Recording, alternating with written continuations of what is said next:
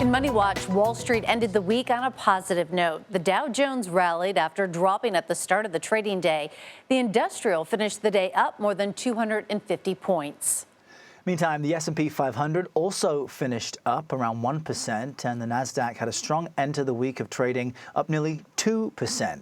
Now, we want to bring in Accenture Chief Technology Officer Paul Daugherty. His company just released an extensive report about the metaverse and its impact on the business world. Great to chat with you, Paul. We just noted there, or I should note, that tech stocks made a big run today. What role is the metaverse generally playing in the stock market? Because we're speaking about the concept of the metaverse, not the Facebook product that so many people may be familiar with. Yeah, that's exactly right. And thanks for having me on the program. I really appreciate it. And, there's a fog of confusion around the metaverse is what I'm finding when I talk to companies and to people about it. Because on the one hand, you hear about moves in the metaverse from JP Morgan Chase or McDonald's or CBS and others. And then on the other hand, you hear about new companies. You hear about Roblox. You hear about Bored Apes, Coinbase and others. And people are struggling to understand what this means for business.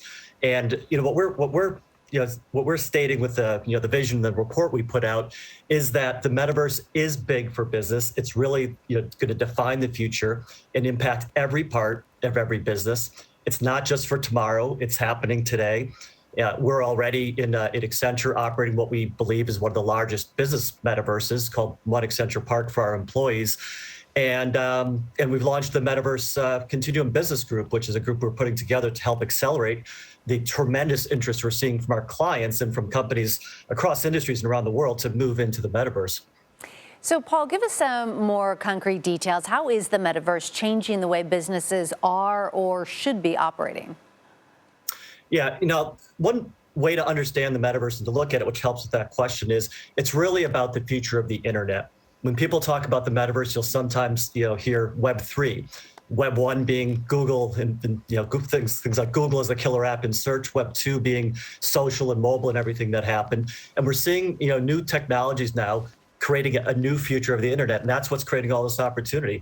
It's blockchain and creating in technologies like that, creating the opportunity for cryptocurrencies, non-fungible tokens, new digital products you hear about, and more. And it's the idea of new shared spaces enabled by virtual reality and immersive experiences, and that's changing the way that companies are interacting with their customers. Think of Gucci with a non-fungible token, a digital product where they're selling a purse, more in the metaverse than in a physical store. It's changing the way companies work, augmented workers, maintaining factory equipment around the world using using headsets to do things very differently. And it's like what we're doing in One Accenture Park. This year we'll onboard 150,000 Accenture employees using immersive technology in the metaverse, because not just because it's a good toy and a gadget, but because the science shows it's better for learning. The immersive learning allows people to retain information better, and people are forming connections and getting to meet each other, learn about our company, and build a culture through participating in the metaverse. I think what excites people is the potential, what this could be. I mean, for a lot of people right now, though, it's annoying to wear a headset. It's a little foreign to them. And of course, you should never invest in something you don't understand. But for the sliver of folks who do get this and they want to invest and they want to get ahead, as you're suggesting, where should they begin? I think there's a couple of things to look at. One is looking at a lot of the digital giants of today will define how this moves into the future, the cloud companies and such. And it'll be about the device companies who manufacture the devices, because as you say, you don't want to wear one of these all day just yet, but there'll be tremendous innovation in the devices.